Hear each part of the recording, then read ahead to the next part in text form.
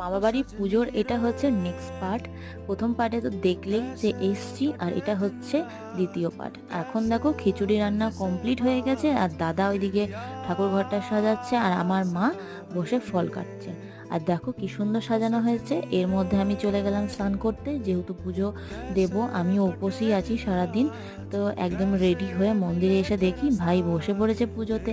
আর এবছর থেকে আমার ভাই দায়িত্ব নিল পুজোর, মানে পুজোটা মানে ভাই করবে। এত বছর মামাই করেছে, 30-35 বছর হয়ে গেল আমাদের এই পুজোটা হয় বাড়িতে। তো এই বছর থেকে ভাই করছে, যেহেতু মামার শরীরটা ভালো নেই, বয়স হয়েছে। আর এদিকে দেখো মামা সব টেবিলগুলো গুছিয়ে দিচ্ছে, আর মেঘ করেছে। জানি না কতদূর মানে এগোতে পারবো, মানুষজনকে খাওয়াতে পারবো। আর আমাদের এখানে একটা আশ্রম আছে, যেখানে কিছু গুরুদেব এসছিলেন খাওয়া দাওয়া করতে।